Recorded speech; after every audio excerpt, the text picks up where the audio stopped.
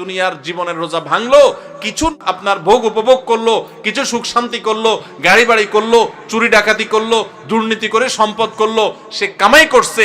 কিন্তু ইমানদার ব্যক্তি পুরা জীবনভর রোজা রেখে আল্লাহর হারাম কাজ থেকে বেঁচে থেকে তার অনেক কষ্ট হয়, তার চলতে অসুবিধা হয়, তার মাস চলে না, কারণ সে হালাল পথে চলে, তার চেহারা শুকিয়ে আসে, সে অন্যায় পথে যেতে পারে না। ওই রোজা রাখার মতো তার অনেক কষ্ট হয়। কষ্ট মষ্ট করে জীবনের সূর্য ডুবা পর্যন্ত যদি সেদিন রোজা রাখতে পারে, তাহলে জীবনের সূর্য ডুবা লাগে না। জীবনের সূর্য ডুবার আগেই আল্লাহর ফেরেশতারা কোরআন আয়াতে বলে দিয়েছে, এসে তাকে বলে দে, আল্লাহ তাখাফু ওয়ালা তাহজানু ওয়া আবশিরু বিল জান্নাতিল্লাতী কুনতুম তুআদুন। তোমার কোনো ভয় নেই, তোমার কোনো শঙ্কা নেই, তুমি গোটা জীবন রোজা রেখেছো, আল্লাহর সমস্ত আদেশগুলো মেনে চলেছো, তুমি হক হালালে চলেছো, অন্যায় পথে চলো নাই, খারাপ লোকের সাথে উঠো নাই, বসো নাই, তুমি সারা জীবন ভালো চলেছো। অতএব আর একটু সবর করো, তোমার জীবনের সূর্য ডুবে যাবে, আর সাথে সাথে জান্নাতের সাথে তোমার কানেকশন হয়ে যাবে। সাইয়্যিদ আবুল হাসান আলী নদভী রহমতুল্লাহ আলাইহি বলছেন, রমজানের রোজাটা 14 ঘন্টা 15 ঘন্টার রোজা, আর আমাদের পুরো জীবনের রোজাটা হলো 40 50 60 70 বছর, যে যতদিন বাঁচে তত বছরের রোজা। আমাদের জীবনের রোজা হয় বালেগ হলে। রমজানের রোজা শেষ হয় সূর্য ডুবে গেলে, জীবনের রোজা শেষ হয় জীবনের সূর্য ডুবে গেলে। তাহলে শুধু রমজানের রোজাই রোজা নয়, এই রোজা আমাদেরকে বলে, ও রোজাদার, আমি তো ছোট রোজা, আয়তনে ছোট, তোমার পুরো জীবনটাই তো একটা কি রোজা। রোজা রেখে যেরকম তুমি খাইতে পারো না, পান করতে পারো না, তোমার গোটা জীবন ভর তুমি নামাজ ত্যাগ করতে পারো না, হারাম কাজ করতে পারো না, সেখানে অনেক কিছু নিষেধ আছে। ধরেন দুইটা বাচ্চা আপনার, একটার বয়স 8 আর একটা বয়স 10, দুটোটা মিলে রোজা রাখছে। রোজা রাখার পর সাধারণত একটু বয়স যেগুলোর বেশি হয়, মানে 10 12 এরকম, তাদের মধ্যে ওই যে বাদরামিটা শুরু হয়। এই দুইজনের মধ্যে মনে করেন বড় ছেলেটা সকাল 10টা 11টার দিকে প্যান প্যান করা শুরু করছে মায়ের পিছে পিছে, আম্মু আমার ক্ষুধা লাগছে, আমি রোজাটা ভেঙে ফেলি, আমার কিছু খাইতে ইচ্ছা করে, আমি আর পারতেছি না, গলা শুকায় আসতেছে। মনে করেন ও একটু প্যান প্যান শুরু করছে, বাপের পিছে, মায়ের পিছে, দাদির পিছে, সবার পিছে পিছে ঘুরে। তো বাপমা যখন দেখে যে অনেক বেশি জ্বালাতন করতেছে, তো প্রথম হয়তো বোঝানোর চেষ্টা করে, একটু কষ্ট করো, একটু সবর করো। যখন দেখে না ও বেসবর মানবেই না, তখন বাপমা যদি বলে ঠিক আছে আচ্ছা যা খা, তাহলে ও রোজাটা ভেঙে ফেললো। মনে করেন 10 বছরটা রোজাটা ভেঙে ফেললো, 8 বছরটা মনে করেন রোজাটা কষ্ট হচ্ছে, তারপরও সে রাখছে। এরকম হয় না অনেক সময় ঘরে? আচ্ছা, যে রোজাটা ভেঙে ফেলছে ওর ভাগ্যে কি খানা জোটে?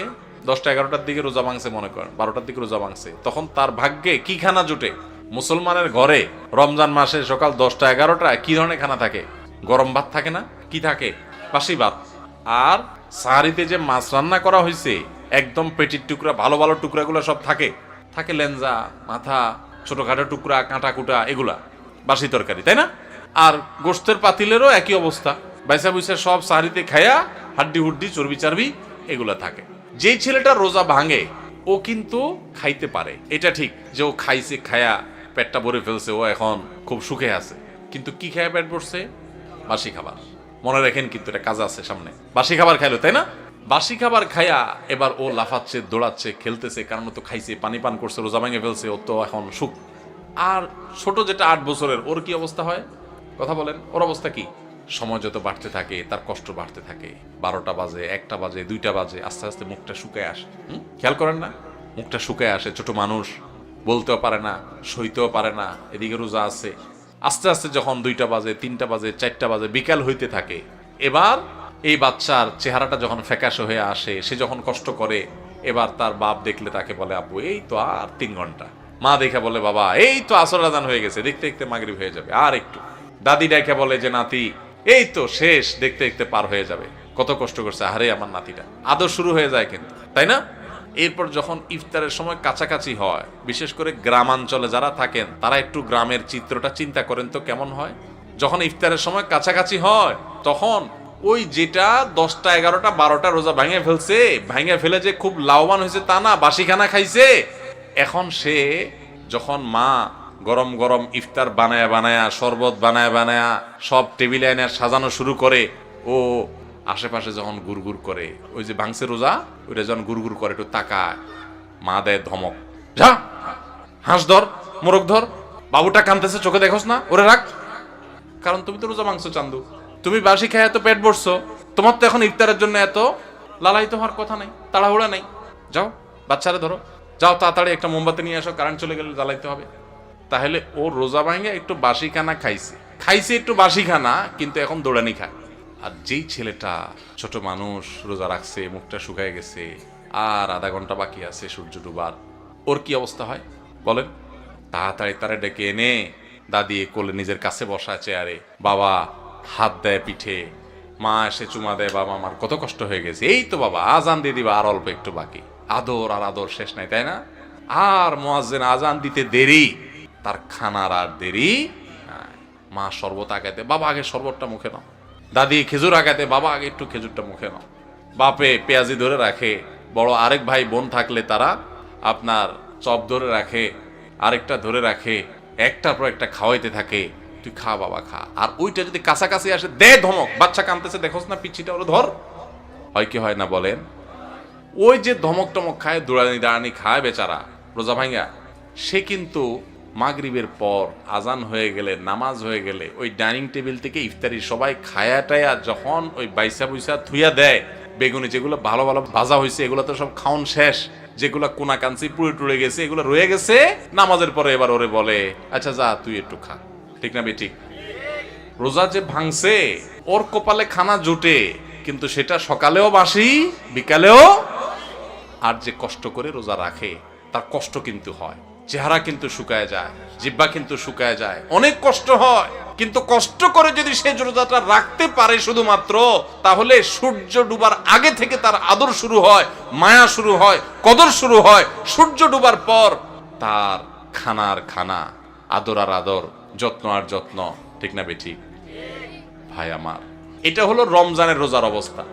রমজানের রোজাতে রোজা ভেঙে ফেললে তার পরিণতি কি হয় আমরা দেখাইলাম, আর যে রোজা রাখে তার সুফল কি সে পায় সেটাও আমরা দেখাইলাম। এবার আসেন, একটু আগে আমরা বললাম রমজানের রোজা হলো 14 ঘন্টা 15 ঘন্টা 16 ঘন্টার রোজা, আর আমাদের পুরো জীবনটা হলো সারা জীবনের রোজা। আল্লাহু আকবার। সারা জীবনের রোজাও ওই রমজানের রোজার মতো অনেকে ভেঙে ফেলে। কিভাবে ভাঙে আসেন এবার বুঝি। আপনার সামনে 2 নম্বর পথে উপার্জন করার রাস্তা পাইছেন একটা, চিটারি করে মানুষের ফাঁকি ঝুঁকি দিয়ে ইনকাম করবেন, আপনি খারাপ কাজ করবেন, সুযোগ আছে সামনে, আপনি সেটা যদি করেন তাহলে আপনার জীবনের রোজা ভেঙে ফেললেন। আর যদি বলেন না আমি তো ওই যে জীবনের রোজা আছি, আল্লাহ যে নিষেধ করছে এগুলো করতে, এই জন্য আমি হারাম করব না, আমি যাব না অন্যায় পথে, তাহলে আপনি জীবনের রোজাটা রাখলেন। কথা কি বুঝতে পারছেন? জীবনের রোজা ভাঙলে সেও একটু মজা পায়, একটু বিড়ি খায়, একটু মদ খায়, একটু হারাম খায়, একটু চুরি করে কামায়, একটু গালে দিয়া মনে জাল মিটায়, মানুষকে মাইরা মাস্তানি করে আপনার বাকাওয়াতি জাহির করে। এরকম জীবনের রোজা ভেঙে ফেললে, আল্লাহর আদেশ নিষেধগুলো ভেঙে ফেললে, হারাম কাজ করলে, অন্যায় কাজ করলে সাময়িকভাবে একটু মজা পায়, তৃপ্তি পায়, কিন্তু এই তৃপ্তিটাকে যদি জান্নাতে যে নেয়ামত পাওয়া যাবে জীবনের রোজা যদি রাখতে পারে, হারাম কাজ যদি ছাড়তে পারে, অন্যায় যদি না করে, আল্লাহর ভয় যদি অন্যায় থেকে বেঁচে থাকতে পারে, সেই ব্যক্তি আর আপনার রমজানের রোজা যেরকম সূর্য ডুবার পর পর শান্তি পাওয়া শুরু হয়, খাওয়া শুরু হয়, জীবনের সূর্য ডুবার পরে যে জান্নাতের নেয়ামত শুরু হবে, ওইটার তুলনায় দুনিয়ার জীবনের রোজা ভাঙলো, কিছু আপনার ভোগ উপভোগ করলো, কিছু সুখ শান্তি করলো, গাড়ি বাড়ি করলো, চুরি ডাকাতি করলো, দুর্নীতি করে সম্পদ করলো, সে কামাই করছে, কিন্তু ইমানদার ব্যক্তি পুরো জীবনভর রোজা রেখে আল্লাহর হারাম কাজ থেকে বেঁচে থেকে তার অনেক কষ্ট হয়, তার চলতে অসুবিধা হয়, তার মাস চলে না, কারণ সে হালাল পথে চলে, তার চেহারা শুকিয়ে আসে, সে অন্যায় পথে যেতে পারে না, ওই রোজা রাখার মতো তার অনেক কষ্ট হয়। কষ্ট মষ্ট করে জীবনের সূর্য ডুবা পর্যন্ত যদি সেদিন রোজা রাখতে পারে, তাহলে জীবনের সূর্য ডুবা লাগে না। জীবনের সূর্য ডুবার আগেই আল্লাহর ফেরেশতারা কোরআন আয়াতে বলে দিয়েছে, এসে তাকে বলে দে আল্লাহ তাখাফু ওয়ালা তাহজানু ওয়া আবশিরু বিল জান্নাতিল্লাতী কুনতুম তুআদুন, তোমার কোনো ভয় নেই, তোমার কোনো শঙ্কা নেই, তুমি গোটা জীবন রোজা রেখেছো, আল্লাহর সমস্ত আদেশগুলো মেনে চলেছো, তুমি হক হালালে চলেছো, অন্যায় পথে চলো নাই, খারাপ লোকের সাথে উঠো নাই, বসো নাই, তুমি সারা জীবন ভালো চলেছো, অতএব আর একটু সবর করো, তোমার জীবনের সূর্য ডুবে যাবে, আর সাথে সাথে জান্নাতের সাথে তোমার কানেকশন হয়ে যাবে। ভাইরা আমার, তাহলে রমজানের রোজা ভাঙলে যেরকম খানা যায়, পেট ভরা যায়, কিন্তু বাসি খানা, জীবনের রোজা যারা ভেঙে ফেলে, যারা অন্যায় অনাচার করে ফেলে, আরে রাখ তুই, কোরআন হাদিস আগে করে লই, আকাম কুকাম করে যারা, হারাম পথে যারা চলে, তারা একটু স্বাদ পায়। কিন্তু যে কষ্ট করে জীবনের রোজাটাকে ধরে রাখতে পারে না, আমি হারাম পথে যাব না, আল্লাহর ভয়ে সে সতর্ক থাকে, ওই ব্যক্তি তার জীবনের সূর্য ডুবার সাথে সাথে তার যে আল্লাহর পক্ষ থেকে জান্নাতের ইফতারের ব্যবস্থা থাকে, সেই ইফতার ফেরেশতারা যখন তাকে আদর করে খাওয়াতে থাকে, তখন ওইটার তুলনায় দুনিয়ার এই যে সমস্ত গাড়ি বাড়ি চুরি ডাকাতি 2 নম্বরই করে যারা কামাই করলো, এগুলো হলো ওইটার তুলনায় ওই বাসি খানার মতো। রমজানের রোজা ভাঙছে যে, সে যেরকম সন্ধ্যায় দৌড়ানি খায়, জীবনের রোজা যারা ভেঙে ফেলে এদের মরার আগে থেকে ফেরেশতাদের দৌড়ানি খায়। তারা ইমানদারদের জান্নাতের নেয়ামত ভোগ করতে পারে না। ভাইরা, এই রমজানের রোজা যে আমাদের কত কিছু শিখায়, কত কিছু বলে, কত বার্তা দেয়, কত মেসেজ দেয়, এগুলো আমরা বেশিরভাগ মানুষ জানি না। আল্লাহ আমাদের সবাইকে রমজানের মর্ম বোঝার তৌফিক দান করুন, রোজার মর্ম বোঝার তৌফিক দান করুন। রোজার মর্ম বুঝে রোজা রাখবো তো ইনশাআল্লাহ।